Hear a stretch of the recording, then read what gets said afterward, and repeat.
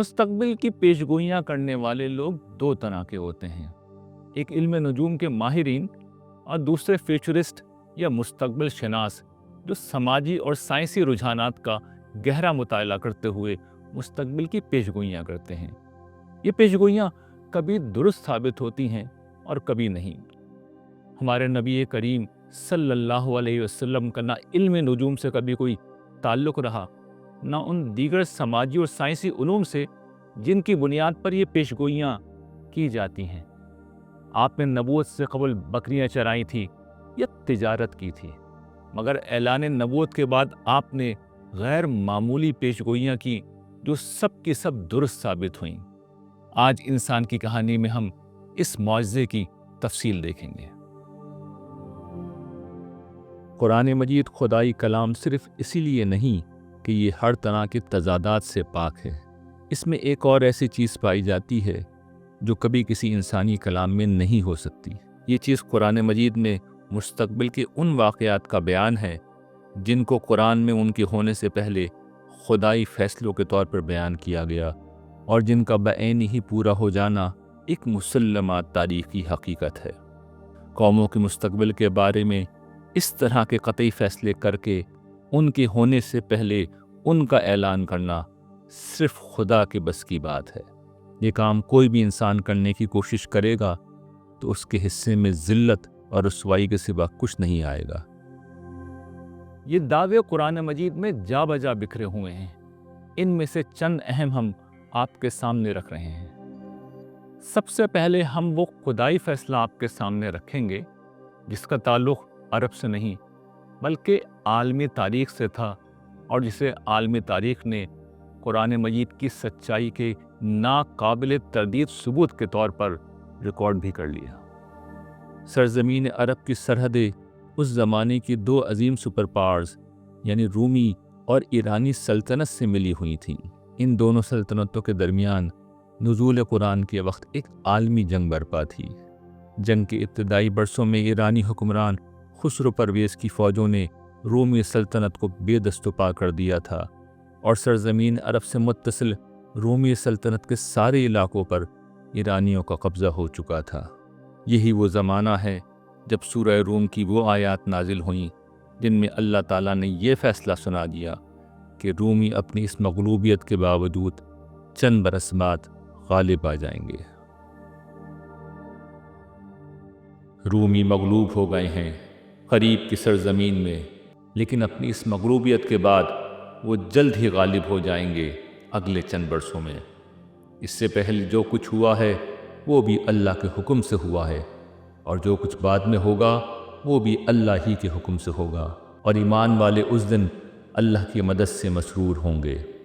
अल्लाह जिसकी चाहता है मदद फरमाता है, वो ज़बरदस्त भी है और बड़ा मेहरबान भी। अल्लाह का हतमी वादा है और अल्लाह अपने वादे के ख़िलाफ़ नहीं करता, मगर अक्सर लोग जानते नहीं हैं। सबसे पहले आप इन आयात का लबो लहजा देखिए। ये खुदा के हुक्म और फैसले का बयान है जिसे वादे के उसलूब में पूरे जोर और यकीन के साथ बयान किया गया है। कुरान ने सिर्फ यही दावा नहीं किया कि रूमी इस मुकम्मल शिकस्त के बाद दोबारा गालिब आ जाएंगे, बल्कि दूसरा दावा ये भी किया कि उस वक्त ईमान वालों को अल्लाह की मदद मिलेगी और वो उससे मसरूर होंगे। ये जंग बदर में मिलने वाली फ़तह की तरफ इशारा था। ये दावा उस वक्त किया गया जब मक्का में गिनती के चंद लोग ईमान लाए थे और ईमान लाने वाले कुफ़ार मक्का के बदतरीन मज़ालिम का सामना कर रहे थे। रोम व ईरान की इस जंग में रोमी मसीही अहले किताब होने की बिना पर मुसलमानों से और मुशरिकीन मक्का बुत परस्त होने की बिना पर आतिश परस्त ईरानियों से करीब थे। इसलिए वो मुसलमानों को ताना देते थे कि जैसे तुम्हारे भाई मगलूब हुए हैं तुम भी ख़त्म हो जाओगे। ऐन इस मौके पर अल्लाह ताला ने इसकी बिल्कुल बरक्स ऐलान किया और चंद बरसों में खुदा का यह फ़ैसला नाफिज होकर रहा। रोम व ईरान के माबैन इस जंग अजीम का आगाज़ 602 ईस्वी में हुआ, जिसके बाद रूमी पसपा होने लगे। 610 ईस्वी में हरकुलिस, जिसे अरबी में हिरकल कहते हैं, रोम के तख्त पर बैठा اور یہی وہ برس ہے جب مکہ میں نبی صلی اللہ علیہ وسلم نے اپنی نبوت کا اعلان کیا۔ ہرکلیس کے بعد رومی شکستوں کا سلسلہ اور تیز ہو گیا اور ان کے ہاتھوں سے یروشلم بھی نکل گیا جو مسیحیت کا روحانی مرکز تھا۔ پھر مصر اور اناطولیہ یعنی موجودہ ترکی پر بھی ایرانیوں کا قبضہ ہو گیا۔ جس وقت قرآن مجید نے پیشگوئی کی ایرانی فوجیں رومیوں کے مرکز قسطنطنیہ کے قریب پہنچ چکی تھیں، رومی سلطنت کی مکمل تباہی نوشتہ دیوار تھی۔ دوسری طرف مکہ کے مسلمان قریش کے لیڈروں کے ظلم و ستم کا شکار تھے۔ مکہ کی سرزمین ان کے لیے اتنی تنگ ہو چکی تھی کہ بہت سے مسلمان حبشہ ہجرت کر گئے تھے، جہاں مسیحی بادشاہ نجاشی نے انہیں پناہ دی تھی۔ ان حالات میں قرآن نے رومیوں کے غلبے اور مسلمانوں کے لیے نصرت الہی کا وعدہ کیا تو یہ ایک ناقابل تصور بات تھی، مگر قرآن مجید کے اعلان کے عین مطابق چند برسوں میں دونوں جگہ پانسا پلٹ گیا۔ 12 برس تک ایرانیوں سے مسلسل شکست کھانے والا ہرقل یا ہرقلیس اچانک بدلا اور 622 میں وہ قسطنطنیہ سے براستہ بحیرہ اسود اناطولیہ پہنچا اور وہاں موجود ایرانی فوجوں کو پہلی شکست دی۔ یہی وہ سال تھا جس میں مسلمانوں کے لیے خدا کی مدد انصار مدینہ کی شکل میں آئی، جنہوں نے اپنے شہر کے دروازے مسلمانوں کے لیے کھولے اور مسلمان ہجرت کر کے مدینہ میں امن کی زندگی گزارنے لگے۔ 624 میں ہرقل نے ایک دفعہ پھر ایرانیوں کے مرکز پر حملہ کیا اور ان کے مرکزی مذہبی مقام اور سب سے بڑے آتش کدہ کو تباہ کر دیا۔ یہی وہ سال ہے جب مسلمانوں نے اللہ کی مدد سے جنگ بدر میں کفار مکہ کو شکست دی اور کم و بیش ان کی پوری لیڈرشپ اسی جنگ میں ماری گئی۔ 6 برس کی مسلسل فتوحات کے بعد ہرقل اس شان کے ساتھ قسطنطنیہ لوٹا کہ اسے تاریخ کا سب سے کامیاب فوجی کمانڈر سمجھا گیا اور پورا قسطنطنیہ اس کے استقبال کے لیے امڑ آیا۔ تاہم حیرت انگیز بات یہ ہے کہ انسانی تاریخ کا یہ کامیاب ترین کمانڈر کامیابی کے ان 6 برسوں سے پہلے بھی 12 برس اقتدار میں رہا اور ایرانیوں سے مسلسل شکستیں کھاتا رہا، اور ان 6 برسوں کے بعد بھی اس نے مسلمانوں سے مسلسل شکستیں کھائیں۔ ایسا کیوں ہوا؟ اس سوال کا جواب یہی ہے کہ اللہ تعالیٰ قرآن مجید کے علاوہ ہرقل کی زندگی سے بھی لوگوں کو یہ بتانا چاہتے تھے کہ یہ ہرقل نہیں بلکہ عالم کا پروردگار تھا جس نے رومیوں کو فتح دلوائی تھی۔ خدا کے فیصلے کی اس عالمی شہادت کے بعد کون قرآن مجید کو خدا کا کلام ماننے سے انکار کر سکتا ہے؟ قرآن مجید کی سورہ قمر میں بہت اختصار سے ان اقوام کے واقعات بیان ہوئے ہیں جن میں اللہ کے رسول آئے اور پھر ان کے کفر کی پاداش میں ان قوموں کو ہلاک کر دیا گیا۔ ان قوموں کے حالات انسان کی کہانی کی پچھلی اقساط میں ہم دیکھتے رہے ہیں۔ قرآن مجید یہ سارے واقعات سنانے کے بعد قریش کو ان کے انجام کا فیصلہ اس طرح سناتا ہے۔ قریش کے لوگوں، پھر تمہارے یہ منکرین کیا ان سے کچھ بہتر ہیں؟ یہ صحیفوں میں تمہارے لیے کوئی معافی لکھی ہوئی ہے؟ کیا ان کا زوم ہے کہ ہم ایسا جتھا ہے جو مقابلہ کر لے گا؟ سن لو، ان کا یہ جتھا ان قریب شکست کھائے گا اور یہ پیٹھ پھیر کر بھاگ رہے ہوں گے۔ اس سورت کا زمانہ نزول ہجرت مدینہ سے 5 برس قبل کا ہے، جب کفار مکہ مسلمانوں پر بدترین مظالم کر رہے تھے اور مسلمانوں کے لیے جان بچانا مشکل تھا۔ عین اس دور میں قرآن یہ فیصلہ سنا رہا ہے کہ جو پچھلے منکرین کے ساتھ ہوا وہ کفار مکہ کے ساتھ بھی ہو کر رہے گا۔ اس کے بعد قرآن مجید نے جنگ بدر میں کفار کی شکست کا نقشہ کھینچ دیا ہے، جب قریش کا طاقتور جتھا کیل کانٹے سے لیس ہو کر میدان میں آیا اور 3 گنا کم مسلمانوں سے شکست کھانے کے بعد یہ لوگ پیٹھ پھیر کے میدانی جنگ سے بھاگے۔ یہ اسلام و کفر کی پہلی جنگ تھی جس میں یہ فیصلہ ہو گیا کہ کون حق پر ہے اور کون باطل پر۔ اگلی آیت میں قرآن ان کا اصل انجام بتاتا ہے۔ نہیں، بلکہ ان سے جو وعدہ ہے اس کے پورا ہونے کا اصل وقت تو قیامت کا دن ہے، اور قیامت کا دن ان منکروں کے لیے بڑا سخت اور بڑا ہی تلخ ہوگا۔ قیامت کا یہ انجام جہنم کے سوا کچھ نہیں۔ سوال یہ ہے کہ جس خدا کو دنیا کی کوئی طاقت پہلا نتیجہ ظاہر کرنے سے نہیں روک سکی، اسے دوسرا نتیجہ ظاہر کرنے سے کون روک سکتا ہے؟ قریش کو ملنے والی دنیا کی یہ سزا اس بات کا ناقابل تردید ثبوت ہے کہ قیامت آ کر رہے گی اور ہر منکر حق جہنم کے انجام سے دوچار ہوگا۔ قریش حضور کی مکی زندگی کے آخری دور میں طے کر چکے تھے کہ اسلام کے جڑ پکڑتے ہوئے اس پودے کو وہ سرزمین مکہ سے اکھاڑ پھینکیں گے۔ اس موقع پر قرآن نے فیصلہ سنا دیا کہ اگر انہوں نے یہ کرنے کی کوشش کی تو پھر یہ لوگ اس سرزمین میں خود نہیں رہ سکیں گے۔ یہ سرزمین سے تمہارے قدم اکھاڑ دینے کے در پہ ہیں تاکہ تم کو یہاں سے نکال دے، لیکن اگر ایسا ہوا تو تمہارے بعد یہ بھی کچھ زیادہ دیر ٹھہرنے نہ پائیں گے۔ تم سے پہلے اپنے جو رسول بھی ہم نے بھیجے ہیں ان کے بارے میں سنت کو یاد رکھو، اور ہماری سنت میں تم کوئی تبدیلی نہ پاؤ گے۔ آیت کے آخری جملے میں اللہ تعالیٰ نے یہ واضح کر دیا ہے کہ یہ رسولوں کی قوموں کے باب میں ان کی غیر متبدل سنت ہے۔ جس وقت قوم رسول کو نکال دیتی ہے تو پھر قوم بچ نہیں پاتی۔ سرداران قریش کے ساتھ یہی ہوا کہ ان کی بیشتر قیادت جنگ بدر میں ماری گئی، اور مکہ سے مسلمانوں کو نکالنے والوں کو وہاں دفن ہونے کے لیے 2 گز زمین بھی نہ مل سکی۔ اس کے بعد چند ہی برسوں میں پوری سرزمین عرب سے تمام مشرکین کی جڑ کاٹ دی گئی۔ اتنی قطعیت کے ساتھ کسی قوم کے مستقبل کا فیصلہ خدا کے سوا کون سنا سکتا ہے؟ نبی صلی اللہ علیہ وسلم کی مکی زندگی کے آخری زمانے کی ایک عظیم صورت وہ ہے جس میں نبی صلی اللہ علیہ وسلم کو یہ بتا دیا گیا تھا کہ آپ کی زندگی میں اگلے مراحل کیا آنے والے ہیں، اور جب یہ سب کچھ ہو جائے تو پھر آپ کو خدا کی طرف رجوع کرتے ہوئے سفر آخرت کی تیاری اہتمام سے شروع کر دینی چاہیے۔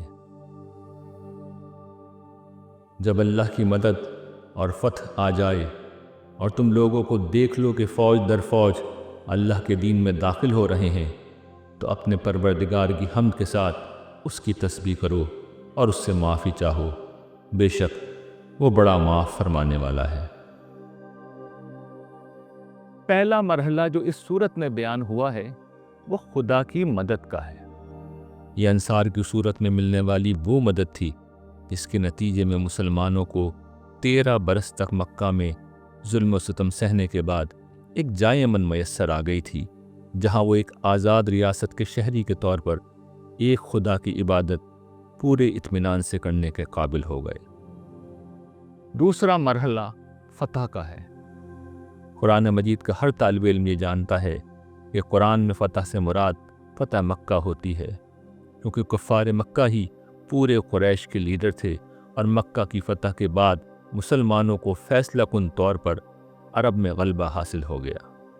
تیسرا مرحلہ وہ ہے جب فتح مکہ کے بعد تمام قبائل عرب 9 ہجری یا عام الوفود میں مدینہ آئے اور فوج در فوج اسلام قبول کرنے لگے۔ جب یہ سب کچھ ہو گیا تو 10 ہجری میں حجۃ الوداع کے موقع پر یہ صورت دوبارہ نازل ہوئی۔ حضور نے سمجھ لیا کہ اب جب تمام مراحل پورے ہو گئے ہیں تو اس صورت کا دوبارہ نزول آپ کے لیے اشارہ ہے کہ رخصت ہونے کا وقت آ چکا ہے۔ آپ نے لوگوں کو اشارتاً بتا دیا تھا کہ اگلے برس تم مجھے نہیں دیکھ سکو گے، اسی لیے اس حج کو حجۃ الوداع یا الوداعی حج کہا جاتا ہے۔ چنانچہ اس واقعے کے 3 ماہ بعد آپ دنیا سے رخصت ہو گئے۔ اس لیے سورہ نصر کے متعلق یہ مشہور ہو گیا کہ یہ قرآن کی آخری صورت ہے۔ یہ صورت جو مستقبل کے واقعات کو بیان کر رہی ہے، در حقیقت مکہ کے آخری دور میں نازل ہوئی تھی، اور پھر یاد دہانی کے لیے نبی صلی اللہ علیہ وسلم کی زندگی کے آخری دور میں دوبارہ نازل ہوئی ہے۔ آنے والے واقعات کو اتنے متعین طریقے پر وہی ہستی بیان کر سکتی ہے جو ماضی، حال اور مستقبل کا یکساں علم رکھتی ہو۔ یہ ہستی صرف اور صرف خدا کی ہستی ہے اور قرآن اسی کا نازل کردہ کلام ہے۔ 13 برس مکہ میں گزارنے کے بعد مسلمانوں کو مدینہ کی شکل میں ایک دارالامن میسر آ گیا تھا، مگر یہ وقفہ امن بہت مختصر تھا۔ ایک طرف کفار تھے جو مسلمانوں کی اس طرح اطمینان کے ساتھ زندگی گزارنے اور اپنا دین پھیلانے کے عمل کو اپنے لیے خطرہ سمجھ کر ان پر حملے کی تیاری کر رہے تھے، اور دوسری طرف وہ یہودی قبائل تھے جنہوں نے اپنی کتابوں میں موجود صریح پیش گوئیوں کے باوجود نبی صلی اللہ علیہ وسلم کو نبی ماننے سے انکار کر دیا تھا۔ چنانچہ ایک طرف یہود کو ان کی تاریخ کے آئینے اور مخالفانہ روش کے پس منظر میں زبردست تنبیہات کی گئیں، اور دوسری طرف مشرکین سے جہاد کا حکم دے کر بتا دیا گیا کہ یہ جہاد اس وقت تک جاری رہے گا جب تک سرزمین عرب پر تنہا دین اسلام کا غلبہ نہ ہو جائے، اور تم یہ جنگ ان سے برابر کیے جاؤ یہاں تک کہ فتنہ باقی نہ رہے اور دین اس سرزمین میں اللہ ہی کا ہو جائے۔ تاہم وہ باز آ جائیں تو جان لو کہ اقدام صرف ظالموں کے خلاف ہی جائز ہے۔ مدینہ آ کے مسلمانوں کو اب ایک دوسرے امتحان سے گزرنا تھا۔ انہیں تنہے دنہا پورے عرب سے مقابلہ کرنا تھا، اور ساتھ میں ان یہود سے بھی جو اندر رہ کر مخالفت کر رہے تھے۔ چنانچہ قریش اور عرب کے دیگر مشرکین کے علاوہ مسلمانوں کو یہود کے ساتھ بھی مسلسل جنگیں لڑنی پڑیں۔ اس کے ساتھ منافقین کے اس گروہ سے بھی نمٹنا تھا جو بظاہر مسلمان تھے لیکن اندر رہ کر مسلسل پیغمبر اسلام اور مسلمانوں کے خلاف سازشیں کر رہے تھے۔ یہی وہ حوصلہ شکن حالات تھے جن میں قرآن مجید نے 3 مرتبہ مسلمانوں کو بتایا کہ اللہ کے جس رسول کے ساتھ کھڑے ہو کر وہ لڑ رہے ہیں اس کے بارے میں خدا کا فیصلہ کیا ہے۔ وہی اللہ ہے جس نے اپنے رسول کو ہدایت اور دین حق کے ساتھ بھیجا ہے تاکہ اس سرزمین کے تمام ادیان پر وہ اس کو غالب کر دے۔ یہ ہو کر ہی رہنا ہے اور اس کی گواہی کے لیے اللہ کافی ہے۔ اللہ تعالیٰ کا یہ فیصلہ پچھلے رسولوں کو ان کے منکرین پر غالب کیے جانے کے فیصلے سے بڑھ کر ہے۔ پچھلے رسولوں کے معاملے میں ہم دیکھتے رہے ہیں کہ ان کی منکر قوموں کو فطرت کی طاقتوں جیسے سیلاب، آندھی، کڑک وغیرہ سے ہلاک کیا گیا۔ رسول اللہ صلی اللہ علیہ وسلم کو چونکہ ایک بڑی تعداد میں اہل ایمان مل گئے تھے، اس لیے اس دفعہ سزا کا یہ اصول طے کیا گیا کہ ان اہل ایمان کی تلواروں سے خدا کا یہ فیصلہ نافذ ہوگا۔ چنانچہ جنگ بدر میں قریش کی وہ پوری لیڈرشپ صحابہ کرام کے ہاتھوں قتل ہوئی جو رسول اللہ صلی اللہ علیہ وسلم کی مخالفت کر رہی تھی۔ اس کے بعد قرآن مجید کے اس فیصلے کے عین مطابق مسلمان ایک ایک کر کے سارے دشمنوں پر قابو پاتے چلے گئے۔ آخر میں سورہ توبہ میں یہ فیصلہ سنا دیا گیا کہ مشرکین عرب اگر شرک سے باز نہیں آئیں گے تو عذاب الہی کے طور پر قتل کر دیے جائیں گے۔ البتہ اہل کتاب کو جو رعایت حضرت عیسیٰ کے زمانے میں دی گئی تھی، یعنی سزائے موت کے بجائے مغلوبیت کی سزا، وہی سزا سرزمین عرب کے اہل کتاب کو سنائی گئی کہ اگر وہ ایمان قبول نہیں کرتے تو ان پر مغلوبیت مسلط کر دی جائے گی۔ 8 ہجری میں مکہ فتح ہو گیا۔ 9 ہجری تک تمام عرب نے اسلام قبول کر لیا، جو خدا کے فیصلے کے عین مطابق دین حق سرزمین عرب کے تمام ادیان پر غالب ہو گیا۔ چند برسوں میں اس فیصلے کا قرآن سے نکل کر تاریخ اور جغرافیے میں ثبت ہو جانا اس بات کا بیان ثبوت ہے کہ قرآن کسی انسان کا نہیں، اس خدا کا کلام ہے جس کا اقتدار تاریخ پر بھی ہے اور جغرافیے پر بھی۔ انسانی تاریخ میں خدا نے آخری دفعہ اہل زمین سے کلام کیا، پھر اس کلام کو رہتی دنیا تک کے لیے محفوظ کر دیا گیا۔ خدا کے رسول کے ان کی قوم پر غلبے کو ایک مسلمہ تاریخی واقعہ بنا دیا گیا۔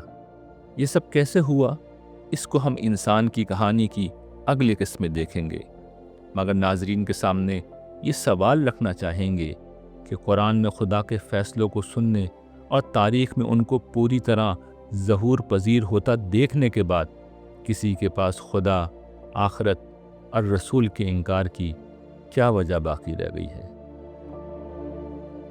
یہ مجرم انہوں نے قرآن کو جھٹلا دیا ہے، اب اس کے بعد وہ کیا بات ہے جسے یہ مانیں گے؟ انسان کی کہانی میں ہم اب اختتام کے قریب ہیں۔ اس کہانی کا اختتام دیکھنے کے لیے اگلی قسط ضرور ملاحظہ فرمائیے گا۔ اللہ نگہبان۔ نگاہ شوق میں آ پردہ گماں سے نکل، میں اپنی ذات سے نکلوں، میں اپنی ذات سے نکلوں، تو لامکان سے نکل، نگاہ شوق میں آ پردہ گماں سے نکل، نگاہ شوق میں آ پردہ گماں سے نکل۔